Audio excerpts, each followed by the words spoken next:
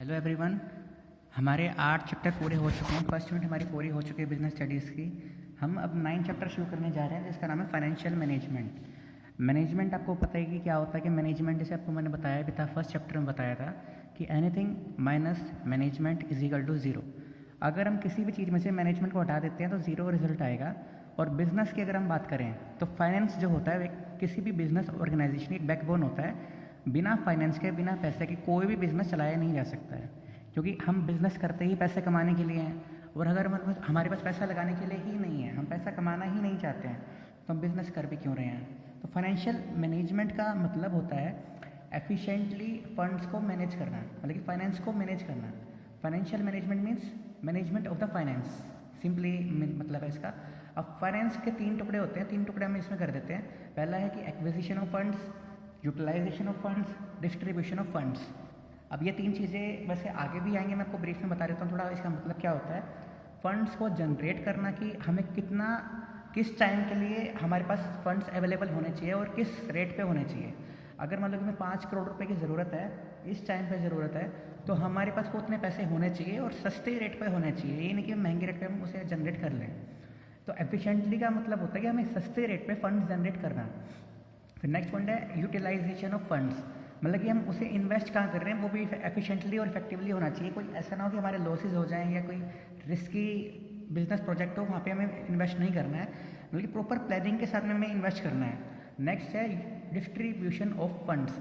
अब distribution of funds का मतलब क्या होता है कि जो हमने प्रॉफिट कमाया है वो हमें ओनर्स को देना भी है। अब तो हमें डिसाइड करना होगा कि कितना पैसा हमें कंपनी को अपने पास रखना है, कितना पैसा जो है शेयर होल्डर्स को बांट देना है, प्रॉफिट का जो शेयर होता है उन्हें बांट देना है। अगर प्रॉफिट का शेयर अगर शेयर होल्डर्स में बांट देंगे तो कंपनी के पास पैसा कम बचेगा, उसे दोबारा पैसा जनरेट करना पड़ेगा लोन लेके या कैसे भी। अगर कंपनी खुद के पास रखती है तो उसे बोलता है रिटेन्ड अर्निंग्स। रिटेन्ड अर्निंग्स वो री इन्वेस्ट करती है अपनी बिजनेस ऑर्गेनाइजेशन में, जिससे और ज़्यादा प्रॉफिट अर्न किया जा सके। तो हम अभी क्या समझें कि फाइनेंशियल मैनेजमेंट का मतलब होता है efficient acquisition of funds, means कि फंड्स को जनरेट करना, plus efficient utilization of funds, funds को सही तरीके से सही जगह पे इन्वेस्ट करना, plus efficient distribution of funds, मतलब कि प्रॉफिट जो अर्न किया ऑर्गेनाइजेशन ने उसको सही जगह पे इन्वेस्ट, मतलब एक तरह से डिस्ट्रीब्यूट करना शेयर होल्डर्स में, कंपनी के पास। फिर plus disposal of surplus funds. Surplus funds का आपको मतलब पता है कि क्या होता है, जो एडिशनल फंड्स होते हैं उसको सही तरीके से यूटिलाइज करना है। ऐसा ना हो कि भाई कि कहीं पे बांट दिया और बाद में सोचो कि भाई अब तो हमें पैसे चाहिए, हमारे पास पैसे नहीं है। तो ये था हमारा फाइनेंशियल मैनेजमेंट की। फाइनेंशियल मैनेजमेंट ये जैसे 4 टुकड़े मैंने आपको बताए, इन तरीके से आपको याद हो जाएगा, एक्विजिशन, यूटिलाइजेशन एंड डिस्ट्रीब्यूशन। ठीक है। अब हम आगे आते हैं रोल ऑफ फाइनेंशियल मैनेजमेंट पे कि फाइनेंशियल मैनेजमेंट का रोल क्या है। जैसे मैंने आपको बताया कि मैनेजमेंट एक ऐसी चीज़ है, अगर हम किसी भी चीज़ से हटा दें तो रिजल्ट ज़ीरो आएगा। और फाइनेंस भी ऐसी चीज़ है कि अगर फाइनेंस के बिना कोई मैनेजमेंट या कोई बिजनेस ऑर्गेनाइजेशन चल नहीं सकती है। तो अब उसका रोल क्या है फाइनेंशियल मैनेजमेंट का। पहला पॉइंट है size and composition of fixed assets. अब फिक्स्ड एसेट्स जो आपको पता है कि क्या होती है, कि जो लॉन्ग टर्म के लिए हमारे काम आती है, जैसे लैंड है, मशीनरी है, फर्नीचर है, बिल्डिंग है, ये सारी हमारी फिक्स्ड एसेट्स है जो लॉन्ग टर्म के लिए परचेज की जाती है और लॉन्ग टर्म उनका यूज़ होता है। तो फाइनेंशियल मैनेजमेंट में सबसे पहले हमें डिसाइड करना होता है कि हमें कितने अमाउंट की या किस साइज़ की हमें फिक्स्ड एसेट चाहिए। मतलब कि हमें रेशो बनानी पड़ती है कि फिक्स्ड एसेट हमें कितनी रखनी है और करंट एसेट हमें कितनी रखनी है। जैसे कि it depends upon directly upon investment decision, कि हमारे पास जो यूटिलाइजेशन ऑफ फंड्स है वो हम कहाँ कर रहे हैं। हमारे पास मान लो कि हमारे पास 100 करोड़ रुपए हैं, तो 100 करोड़ में से कितना परसेंट जो है हम फिक्स्ड एसेट में लगा रहे हैं और कितना परसेंट हमारे पास करंट एसेट में रह रहा है। करंट एसेट आपको मतलब पता ही कि क्या होता है, कि स्टॉक होता है या कोई बिल रिसीवेबल हो सकता है या कोई कैश हो सकता है। क्योंकि ऐसा नहीं हो सकता कि हम 100 करोड़ है तो 100 करोड़ की हम बिल्डिंग ही खरीद लेंगे या मशीनरी खरीद लेंगे, हमारे पास कैश नहीं होगा। अगर किसी के पास कैश नहीं है तो भी बिज़नेस ख़राब है। अगर किसी के पास कैश बहुत ज़्यादा क्वांटिटी में है तो भी वो बिज़नेस ख़राब है। वो मैं आपको रीज़न बताऊंगा कि क्या होता है, बाद में बताऊंगा कभी। तो पहला पॉइंट है कि size and composition of fixed assets, कि कितना साइज होगा फिक्स्ड एसेट का, कितने परसेंटेज की जो पैसा लगेगा वो फिक्स्ड एसेट में लगेगा। फिर नेक्स्ट पॉइंट है amount and composition of current assets. Sorry यहाँ पे मैंने गलती से फिक्स्ड एसेट लिख दिया है, यहाँ पे सॉरी, यहाँ पे करंट एसेट्स आएगा, फिक्स्ड एसेट गलती से लिखा गया है। करंट एसेट्स में क्या होता है, जैसे मैंने लिखा भी होगा, कैश प्लस स्टॉक। ये जो सारी एसेट्स होती है करंट होती है, मतलब कि शॉर्ट टर्म एसेट्स होती हैं, इसको हम जल्दी से लिक्विडिटी में कन्वर्ट कर सकते हैं, कैश में कन्वर्ट कर सकते हैं स्टॉक को भी। तो कितना पैसा हम इन्वेस्ट करेंगे करंट एसेट्स में वो इसमें डिसाइड करता है फाइनेंशियल मैनेजमेंट में, कि कितना पैसा कहाँ लगाना है इफेक्टिवली। ऐसा ना हो कि हमें 60 करोड़ तो लगा दी करंट में, 40 करोड़ लगा दिए फिक्स में, लेकिन उससे रिक्वायरमेंट थोड़ी अलग थी, तो वो थोड़ी गड़बड़ हो जाएगी। तो उसमें ध्यान से लगाना चाहिए पैसा, सोच सोच के डिसीजन लेना चाहिए, जिसमें कि फाइनेंशियल मैनेजमेंट का एक रोल होता है, कोई अंधाधुंध नहीं लगा सकता पैसा। फिर इसका नेक्स्ट पॉइंट है amount of long term and short term funds. अब फंड्स भी दो तरह के होते हैं, long term funds and short term funds. जो फर्म्स लिक्विडेशन की पॉलिसी को फॉलो करती हैं वो प्रेफर करते हैं कि लॉन्ग टर्म फाइनेंस को ज़्यादा प्रेफर करते हैं। मतलब कि जिन्हें चाहिए होता है कि लिक्विडेशन चाहिए होती है तो वो लॉन्ग टर्म फाइनेंस को ज़्यादा प्रेफर करते हैं। क्यों प्रेफर करते हैं? क्योंकि अगर शॉर्ट टर्म को फाइनेंस मतलब कि प्रेफर करेंगे तो उन्हें इंटरेस्ट भी ज़्यादा पे करना पड़ेगा और उन्हें बार बार फंड्स को जनरेट करना पड़ेगा, जिससे कॉस्ट बहुत ज़्यादा आती है। अगर मान लो कि मुझे एक साल में 3 टाइम में फंड्स चाहिए, मतलब कि एक अक्टूबर को चाहिए, या फिर एक 19 अक्टूबर को चाहिए, 1 जनवरी को चाहिए, फिर एक 15 मार्च को चाहिए, या 5 अप्रैल को चाहिए। ये 3 डेट्स हैं, 19 अक्टूबर, 1 जनवरी और 5 अप्रैल। 3 डेट्स हैं, ये 3 डेट्स को हमें फाइनेंस चाहिए। तो हम ऐसा नहीं करेंगे कि तीनों डेट्स को जाके अलग अलग फाइनेंस हम इकट्ठा करेंगे। हम बजाय कि उसके एक बार लॉन्ग टर्म फाइनेंस ले लेंगे जो तीनों दिन के काम आ सके, ठीक है। जिससे कि अगर प्रॉफिट अगर कंपनी कम होने लगते हैं तो उसके कंपैरिजन में, शॉर्ट टर्म फंड्स के कंपैरिजन में फर्म्स को लॉन्ग टर्म डेट्स ज़्यादा प्रेफर करेगी ऑर्गेनाइजेशन, ठीक है। फिर इसका नेक्स्ट पॉइंट हम आते हैं breakup of long term financing to into debt equity ratio. अब डेट्स क्या मतलब होता है आपको पता ही है कि डिवेंचर्स या लोन्स, जो बिजनेस ऑर्गेनाइजेशन कोई भी लोन लेती है या कोई भी उधार लेती है उसे हम बोलते हैं डेट्स। और इक्विटी शेयर्स क्या होते हैं कि जो इक्विटी सिक्योरिटीज़ है, जैसे कि हम जो फर्म इशू करती है ये सिक्योरिटी और जो ये खरीदता है उसका शेयर होल्डर बन जाता है और वो कंपनी का ओनर भी बन जाता है।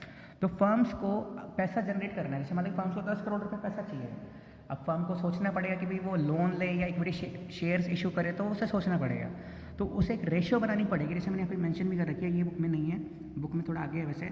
डेट इक्विटी रेशियो उसे मेंटेन करनी पड़ेगी कि डेट कितना होना चाहिए और इक्विटी कितना होना चाहिए। जो एक तरह से एफिशिएंट और इफेक्टिव या फेवरेबल रेशियो होती है इनके बीच में, वो होती है 1:2।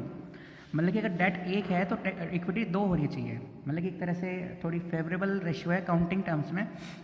फर्म्स को लॉन्ग टर्म एसेट्स इशू मतलब कि जनरेट कर सकती है इशू करने, मतलब शेयर इशू करके भी और डिवेंचर्स इशू करके भी। तो उन्हें बस खाली ये डिसाइड करना है कि इन दोनों के बीच में रेशियो क्या रहेगी। ये फाइनेंशियल मैनेजमेंट के हेल्प से ही हो सकता है पॉसिबल। फिर इसका लास्ट पॉइंट है all items in profit and loss account. जो भी items profit and loss account में होती हैं, जैसे आपने +1 में अकाउंट्स में पढ़ा भी था, बैलेंस शीट चैप्टर में या फाइनेंशियल स्टेटमेंट चैप्टर में, तो वो सभी आइटम P&L अकाउंट की अफेक्ट होती हैं फाइनेंशियल मैनेजमेंट के डिसीजन की वजह से। जैसे स्टॉक कम हो सकता है, प्रॉफिट कम हो सकता है, लॉस कम हो सकता है, या फिर कैश कम हो सकता है, या फिक्स एसेट कम चेंज हो सकती हैं। डेप्रिसिएशन अगर हम ज़्यादा पे करते हैं, इंटरेस्ट ज़्यादा पे करते हैं, तो उसकी वजह से P&L अकाउंट की सारी आइटम्स, सारा बैलेंस अफेक्ट होता है। तो हमें फाइनेंशियल मैनेजमेंट का जो डिसीजन है काफ़ी सोच समझ के सभी कुछ एनालाइज करके लेना चाहिए। इसका कंक्लूजन क्या निकलता है कि अगर जो सक्सेस या फेलियर है ऑर्गेनाइजेशन का, वो डिपेंड करता है कि कितना अच्छा फाइनेंशियल मैनेजमेंट का डिसीजन लिया जा रहा है। अगर कोई फाइनेंशियल मैनेजमेंट का डिसीजन खराब है तो वो शो करेगा लॉसेज, या कि इनप्रॉपर यूटिलाइजेशन ऑफ फंड्स। अगर अच्छा है तो वो शो करेगा कि प्रॉफिट्स भी हो रहे होंगे और प्रॉपर यूटिलाइजेशन ऑफ फंड्स भी हो रहा होगा, मतलब ज़्यादा प्रॉब्लम नहीं आ रही होगी बिजनेस ऑर्गेनाइजेशन में। अब हम इसका आज का लास्ट टॉपिक करते हैं ऑब्जेक्टिव्स ऑफ फाइनेंशियल मैनेजमेंट। की फाइनेंशियल मैनेजमेंट करने का ऑब्जेक्टिव क्या है, हमें क्यों करना चाहिए ऐसा। मान लो फॉर एग्जांपल, मैं चलो कंपनी का एग्जांपल नहीं लेता हूँ, अपना ही एग्जांपल ले लेता हूँ। मान लो मेरे पास 20,000 रुपये हैं महीने के। अब 20,000 में मैं पहले 10-15 दिन आराम से पैसे उड़ाता हूँ। पहले 15 दिन में मैंने 15,000 उड़ा दिया कि भाई पूरा खर्चा किया, खाने पे, पहनने पे, घूमने फिरने पे, सब कुछ किया। और बाद के 15 दिन बचे तो मेरे पास फिर 5,000 बचे। और मैं सोचता रहा कि ये होगा, ऐसा होगा, पैसे नहीं बचेंगे, ये नहीं होगा, वो नहीं होगा।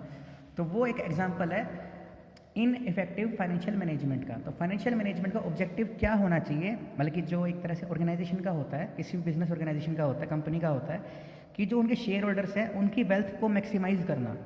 अब वेल्थ मैक्सिमाइज कैसे हो सकती है, जब हम कि उनको जो पे करना है, हमें जो डिविडेंड पे करना है शेयर्स पे, वो ज़्यादा से ज़्यादा हो पाएगा, क्योंकि एक शेयर होल्डर की रेजिडुअल इनकम उसके डिविडेंड ही होती है। तो उसी तरीके से वो, अब कोई भी फाइनेंशियल मैनेजर को क्या करना पड़ेगा, डिसीजन लेने पड़ेंगे। और कोई भी फाइनेंशियल मैनेजर किसी भी बिजनेस ऑर्गेनाइजेशन का डिसीजन लेता है शेयर होल्डर्स के फेवर के लिए, क्योंकि शेयर होल्डर्स एक तरह से डिफैक्टो ओनर्स कहे जाते हैं मैंने किसी भी बिजनेस ऑर्गेनाइजेशन कंपनी के, तो उन्हीं के लिए डिसीजन लिए जाते हैं। अगर उन्हें डिसीजन लेने हैं, ऐसे डिसीजन लेने हैं कि जिससे कि जो प्राइस है उनके शेयर्स का वो राइज हो सके मार्केट में, लेकिन वो किसी मैनिपुलेटिव एक्टिविटीज़ की वजह से नहीं होना चाहिए। उनका रीज़न, जो प्राइस इंक्रीज़ है उनका रीज़न होना चाहिए कि मतलब कंपनी की ग्रोथ हो रही है और उसके साथ में प्रॉफिट इंक्रीज़ हो रहा है फर्म के। यही रीज़न की वजह से उस शेयर के प्राइसेस बढ़ने चाहिए, नहीं तो कोई फ़ायदा नहीं होगा कि अगर किसी के प्राइस बढ़ भी गए तो कोई फ़ायदा नहीं होगा कोई, क्योंकि लॉन्ग टर्म के लिए नहीं बढ़ेंगे, वो कंपनी की रेपुटेशन भी जा सकती है और कंपनी बंद भी हो सकती है। तो mainly rise in prices must come with the growth of firm with increase in profit of the firm. मतलब प्रॉफिट भी बढ़ना चाहिए और ग्रोथ भी होनी चाहिए फर्म की। ऐसा नहीं कि भाई हमने मैनिपुलेटिव एक्टिविटीज़ की और प्राइस बढ़ गया और कंपनी का बेनिफिट हो गया, तो वो चीज़ लंबे टाइम तक नहीं रुकती है। कोई भी चीज़ अगर हम सिर्फ किसी चीज़ से भागते रहेंगे, किसी चीज़ से या फिर दूर होते रहेंगे, या फिर सोचेंगे कि भाई बस करंट टाइम के लिए बस सही डिसीजन लेने की सोचेंगे, तो वो लॉन्ग टर्म टाइम के लिए बहुत गलत डिसीजन कहलाया जाएगा। वो वैसे अपने आप ही गलत डिसीजन हो जाएगा, क्योंकि ऐसा कहा जाता है बिजनेस में भी कि shortcuts never make a right turn.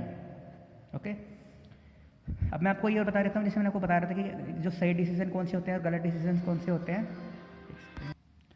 अगर एक फाइनेंशियल डिसीजन जिसका रिजल्ट आता है कि वैल्यू प्राइसेस जो है वो कम गिर रहे हैं, तो वो शो करता है कि वो एक पुअर फाइनेंशियल डिसीजन है। अगर किसी डिसीजन की वजह से अगर कोई डिसीजन ऐसा है फाइनेंशियल मैनेजमेंट का जिसकी वजह से प्राइसेस ऑफ शेयर्स इंक्रीज होते हैं, तो उसे हम कहा जाएगा कि इफेक्टिव एंड एफिशिएंट डिसीजन लिया गया मैनेजमेंट का, फाइनेंशियल मैनेजमेंट की तरफ से।